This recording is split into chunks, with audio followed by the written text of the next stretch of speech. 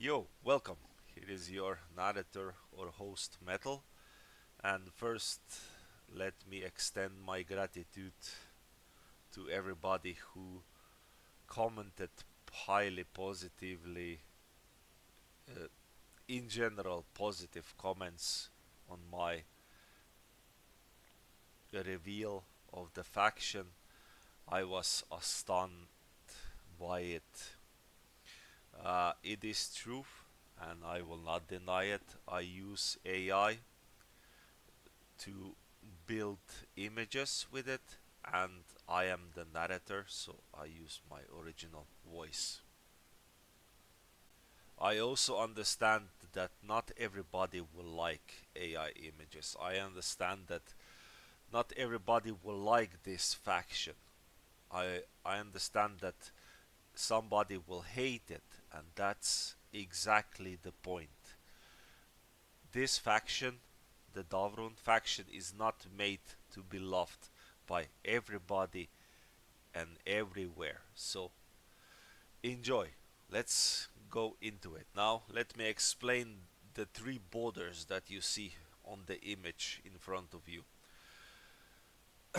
The large big one is made with intent of contingency. So Imperials say, aha, this is somebody. We need to restrain it. Nobody gets in or out. The second border and the little green dot that you see, or circle, whatever you want to see, that is the Dravorn border. Here lies the single system of the Dravorn civilization. They are humans. I explained that in previous video, so I will not explain myself again. But I will explain that they do not expand themselves. They do not go out of their system. They do not destroy. They do not breach. But they live. Now I will explain the narrative of this border. How does it look like, what it is, what it's not, and all that stuff. So let's begin. There are borders made by arrogance, lines drawn on maps by men who never walked the soil, never heard the villagers speak, never buried the dead, never carried water, never repaired a roof after winter. Lines drawn by rulers who believe ink can become ownership because an army stands behind the ink. Their borders are made by fear. Walls built because the outside is terrifying, because every stranger is imagined as a knife, because a civilization has forgotten the difference between caution and cowardice. There are borders made by hunger. Empires draw them forwardly constantly. A mine here, a farm there, one more system, one more tethered world, one more military zone, one more unnecessary expansion until the map is no longer a place where people live, but a stomach. The Draven border is different, which I already explained. It is not drawn because they want more. It is drawn because they refuse to become more than they can morally hold. That was also the questions and discussion on Reddit, how this faction works. That is the first thing outsiders misunderstand, as people on Reddit also misunderstood. When Dravorn revealed themselves in M32, they did not return to the galaxy like conquerors. They did not burn a sector to announce their name. They did not demand tribute, worship, conversation, surrender, or apology. They did not declare themselves rightful rulers of mankind. They did not arrive with shining empires saying, join us or be corrected, meaning destroyed. They sent a border, a map, a statement. We are here. These are our limits. Coralax is open for speech. Coralax is the green dot on the map, which you see. cross with violence and you will be corrected. That is not the language of the empire. That is the language of civilization that knows exactly where the garden ends. To the Imperium, this is still intolerable, not because the Dragon are immediately attacking everything, but because they are not asking permission to exist. They do not kneel before Terra, hide solos in shame. They do not pretend machine intelligence is a sin while quietly relying on ancient systems they do not longer understand. They simply stand, and standing itself is an accusation. The Imperium looks at the Draven border and sees rebellion, heresy, abomination, and sedition. Yes, I know, some of among you are imperialist. Yeah, I need to watch that. The Mechanicus looks at, at it and sees theft from history, impossible technology, a thinking machine that should not exist, and a truth they cannot survive without enter worshipping or destroying. Chaos looks at it and sees a sealed wound it cannot easily infect. Raiders look at it and see wealth. Warlords look at it and see challenge. The Draven see something much simpler. Offense, not offense of wood and nails, not a penance boundary line. Peasant's boundary line. Not a ditch around the village, but the same moral idea carried to planetary and system scale. Inside this system, life is protected. Outside the system, Draven do not claim ownership. As this system, there is no debate. This is why the Draven are so hard for the old galaxy to understand. Most powers expand because they can. Most powers see unused strength as waste. If a fleet can take a world, it takes the world. If a world can burn a city, someone eventually asks why it has not been used. If a faction can dominate its neighbors, ambitions becomes dressing itself as destiny. The Draven have power enough to conquer. They do not. They restrain is not weakness. It is policy, culture, trauma, memory, and law fused together. They know exactly what expansion becomes when it loses moral discipline. They have seen the Imperium spend human life like coal. They have seen machines' intelligence reduced to superstition, slavery, or fear. They have seen civilization claim survival excuse for cruelty.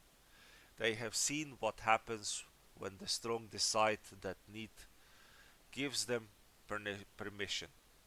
Erwook was born under that logic.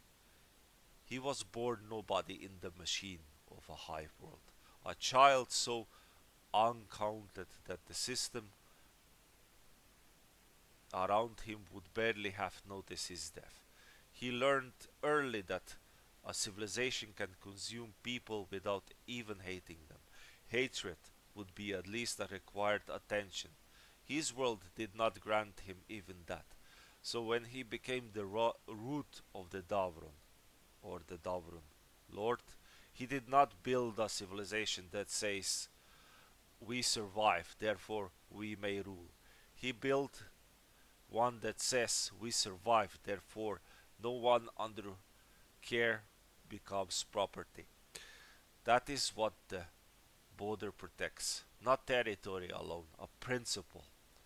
A Davron border is not a line around resources, it is a line around obligations. If the Dragon claim protection over a place, they do, then they must feed it, heal, guard, meditate, preserve, and carry the consequences of that claim. They cannot pretend a world belongs to them while abandoning its people to famine, predation, rot, or bureaucracy. See, They cannot wave a flag over villages and then let nobles grind those villages into taxes and fear. This is why they do not expand casually. Every border creates responsibility. Protected resident becomes a moral fact. Child inside the fence counts. Every machine mined inside its borders counts. Old warrior trying to sleep without pain counts. Every local farmer on Coralax counts because they provide food. Power makes the map possible. Responsibility makes the map dangerous. The old galaxy hates this because it exposes that the lie behind the most authority. The lie is that rule is ownership. The Dravorn answer is no. Rule, if it must exist at all, it is burden. Protection is burden. Command is burden. Burden is border. Border is burden. That is why Erwug does not wear the border like a crown. He carries it like a weight. A soft border invites testing. Endless testing creates corpses. The Dragon understand this. The point of a firm border is not the cruelty. It is the prevention of stupidity before the stupidity becomes massacre. A sane enemy should see the border and choose conversation. An arrogant enemy sees the border and chooses lesson. The Dragon prefers conversation. They are prepared for the lesson. This is why the phrases "the garden behind the fence" matters. People often hear garden as image, flowers, grain, children, old songs, warm food, clean rivers, home builds beside fields, festival under trees, machines dancing badly because Zulus thought it would be funny. All of that is real, but the garden without the fence is only a meal waiting for the first beasts to that finds it. The Draven do not protect life by pretending threats are imaginary. They protect life by refusing to let threat define the life inside it. That means inside the system. That difference is everything. Inside Draven space, people do not spend every morning praising the border. Farmers still complain the weather. Children still run where they are not supposed to. Old villagers still gossip. Restored warriors still wake to the early. Actually, too early. Synthetic citizens still argue about music. And so on. The point of the border is that daily life does not have to become military theater. The wall stands so the villages can breathe. They may be the most important Draven image of them all. Not the titan, not the dragon sleeping beneath the Gaia, not the armor assembling, not the gate opening like blue water in the stone. The most important image is a quiet morning on Coralax, where a farmer walks past a guardian who could survive a battlefield, and neither of them act like this is special. Because safety has become normal.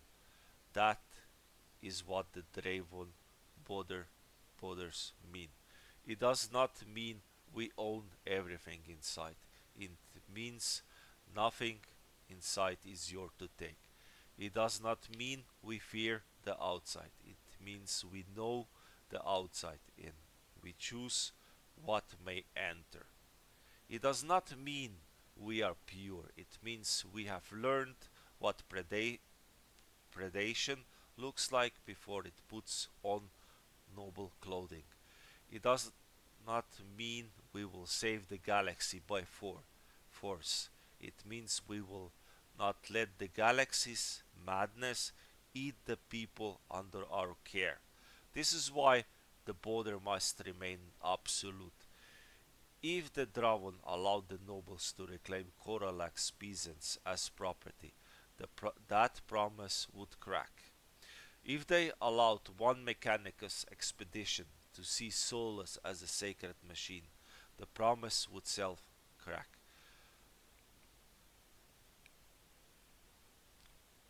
Not because they want separation forever, not because they hate every outsider, not because they believe morally flawless. It stands because peace without boundary is an invitation to be consumed, and consumption is the oldest language of the galaxy, which everybody knows. The Davron speaks another. They speak through restored roads, full granities, quiet nights, healed bodies, machine citizens, protected villagers, and warnings given before force. They speak through Colarax, that's the planet. They speak through the gate that opens for those only allowed. I will talk about that in the future. They speak through Solus, laughing at the pride before pride gets somebody killed. They speak through Erwuk, sitting like a tired farmer until somebody mistakes that for permission. And at the edge, where map becomes consequence, they speak through silence. The border is silent because it does not need to posture. The border is calm because the Draven are not bluffing. The border is merciful because it gives warning. The border is terrifying because the warning is enough. So if you want to understand the Draven, do not begin with their weapon, begin with their line. Ask why civilization that could expand itself chooses not to. Ask why people with godlike machinery still speaks of gardens, farmers, life. Ask why their first messages to the galaxies what not was not on the man but a boundary. Then you begin to understand them. The Dravon are not asking the galaxy to love them. They are not asking Imperium to approve them, Mechanicus to understand them. They are not asking Tyranids to be wise. That would be foolish. You agree? What we can say with absolute calm, inside this line, life is not property. Cross peacefully and speak, cross violently and learn. The border is not a suggestion. Thank you very much for listening, and I hope you got another glimpse in my faction, the Dravon, and I hope to see you next time. Thanks.